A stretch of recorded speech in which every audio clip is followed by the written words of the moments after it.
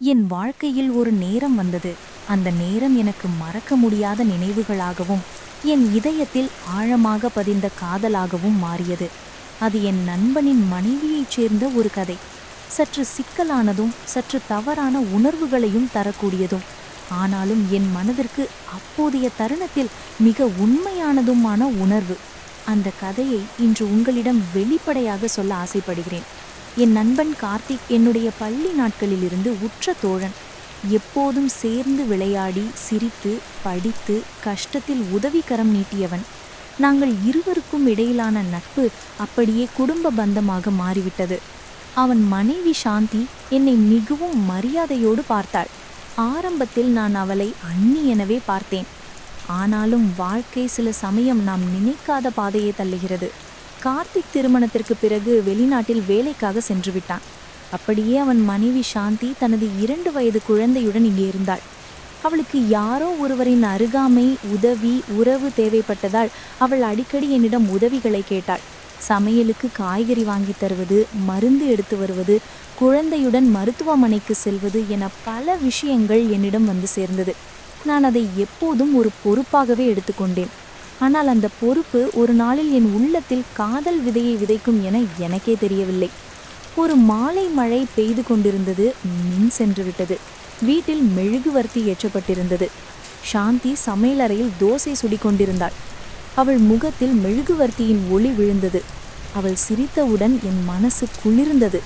சாப்பாட்டுக்கு பசிக்குதா என்று அவள் கேட்டவுடன் என் மனதில் ஒரு அசைவானது. அந்த குரலில் எவ்வளவு மென்மை, எவ்வளவு பாசம் இருந்தது! தோசையின் வாசனைக்கும் மேலாக அவள் வார்த்தைகளின் வாசனை என் மனதை தூண்டும் வண்ணம் இருந்தது. நான் அவளுக்கு நன்றி சொல்லி சிரித்தேன். ஆனால் அந்த சிரிப்பின் பின்னால் என் கண்கள் அவளை பார்த்து கொண்டிருந்ததை அவள் கவனித்தாள் போல. அவள் சிறிது நேரம் எதுவும் சொல்லாமல் என் அருகே வந்து தட்டில் தோசை வைத்துவிட்டு சென்றாள். ஆனால் அந்த நிமிடத்தில் அவளது விரல்கள் என் கையை சற்றே தொடுவதை நான் உணர்ந்தேன். அந்த தொடுதல் எனக்குள் அடக்க முடியாத உணர்வுகளை கிளப்பியது. நான் என்ன செய்வது என்று தெரியாமல் மௌனமாகிவிட்டேன். அடுத்த நாள் அவள் என்னிடம் கேட்டாள், "நீ எப்ப கோவிலுக்கு வரமாட்டியா? நான் போகணும் போலிருக்கு." நான் உடனே சம்மதித்தேன். குழந்தையையும் கூட்டிக் கொண்டு மூவரும் கோவிலுக்கு சென்றோம். அங்கே அவள் நின்ற விதம், குழந்தையை தாங்கும் விதம், பக்கத்தில் என்னை பார்த்த விதமெல்லாம் என் மனதில் ஒரு வித அன்பை ஏற்படுத்தியது. "கார்த்திக் இல்லாம நீங்க சோர்வாகி போறீங்களா?" என்று நான் மெதுவாக கேட்டேன். அவள் சற்று சோகமாக சிரித்தாள். "இல்லையா, இருந்தாலும் கொஞ்சம் தனிமையுண்டு" என்றாள். அந்த கணத்தில் அவள் கண்களில் தெரிந்த தனிமை என்னை ஆழமாக தொட்டது. அந்நேரம் அவளை ஆறுதல் சொல்லி அணைக்க வேண்டும் போல இருந்தது. ஆனால் நான் எதுவும் செய்யவில்லை. வீட்டுக்கு வந்த பிறகு அவள் எனக்கு ஒரு கப் காஃபி கொடுத்தாள். காஃபியை குடித்த போது அவள் கையில் இருந்த பாசத்தின் வெப்பத்தை உணர்ந்தேன். அவள் என்னுடன் அன்பான வார்த்தைகளால் பேசிய போது என் மனம் மெதுவாக அவளிடம் சாய்ந்து கொண்டிருந்தது. அந்த நாட்கள் நீண்டு கொண்டே போனது. ஒவ்வொரு நாளும் அவளோடு சிறிய உரையாடல்கள், சிரிப்புகள், காய்கறி வாங்க செல்வது, குழந்தையுடன் விளையாடுவது ஆகியவை எனக்குள் ஒரு புது உலகை உருவாக்கின. அவள் சமைக்கும் உணவின் வாசனைக்குள் நான் அடிமையாகிவிட்டேன். அவளது சிரிப்பை எதிர்பார்த்து என் நாள் ஆரம்பித்தது. ஆனால் இரவில் அவள் குரல் கேட்டு என் தூக்கம் வந்தது. ஒரு நாள் மாலை அவளுடன் அதிகம் சுலபமாக "நீங்க எப்போ எங்களுக்கு அருகே இருக்கிறீங்க, எனக்கு ரொம்ப நிம்மதி" என்று சொன்னாள். அந்த வார்த்தை என் உள்ளத்தை உருகச் செய்தது. நான் அவளை பார்த்தபடி சிரித்தேன். ஆனால் என் கண்களில் அந்த நேரத்தில் சொல்ல முடியாத காதல் பிரகாசித்தது. அவள் அதை கவனித்தாள் போல. ஆனால் எதுவும் சொல்லவில்லை. சில நாட்கள் கழித்து ஒரு மாலை மழையுடன் கூடிய குளிர்காற்று வீசியது. மின்சாரம் போய்விட்டது. அவள் சுட்ட தோசையை என்னிடம் தட்டில் வைத்து கொடுத்த போது அவள் கைகளில் ஒரு நடுக்கம் இருந்தது. நான் அதை கவனித்தேன். "சாந்தி, உங்களுக்கு ஏதோ பிரச்சனையா?" என்று கேட்டேன். அவள் என் கண்களை நேராக பார்த்து மெதுவாக சொன்னாள், "எனக்கு பயமா இருக்கு. என்னால எனக்குள்ள உணர்வுகள் அடக்க முடியல." அந்த வார்த்தை என் மனதில் மின்னல் போல பட்டு நின்றது. நான் எதுவும் பேசாமல் அவளது கையை பிடித்தேன். அவள் கண்களில் நீர் வடிந்தது. "உன் நண்பன் எனக்கு கணவன், ஆனாலும் அவன் இல்லாத வாழ்க்கை காலியானது. வீடு திரும்பும் நீதான் அந்த இடத்தை நிரப்புற என்றாள். மௌனம் என் உள்ளம் துடித்தது. ஆனால் நான் அவளை வலுக்கட்டாயப்படுத்தவில்லை. அவளை மெதுவாக என் மார்பில் சாய்ந்தேன். அந்த நிமிடம் அவளுக்கு ஆறுதலாக இருந்தது. அவள் என் அருகே வந்து தனது கன்னத்தில் என் கண்ணம் சாய்ந்தாள். அந்த சிறிய தொடுதலை என் உள்ளத்தை எரிய வைத்ததே விரும்பினாள். ஆனால் அது ஒரு தூய்மையான பாசம் இருந்தது.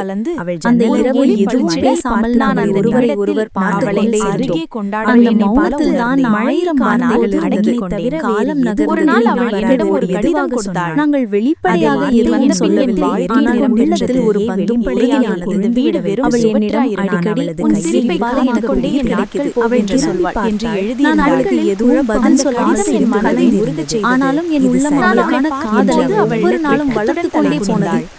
அவள் எனக்காக ஒருவர் அந்த சுவை கூட காதலின் சுவையாக யாரும் காணாத பாசம். அவள் அருகில் அமர்ந்து குழந்தையுடன் விளையாடும் போது என் கண்கள் அவள் அந்த நாட்களில் என் வாழ்க்கை நாங்கள் ஒருவரை ஒருவர் தவிர்க்க நினைத்தாலும் அவள் இல்லாத ஒரு நாள் கூட நான் தாங்க முடியவில்லை.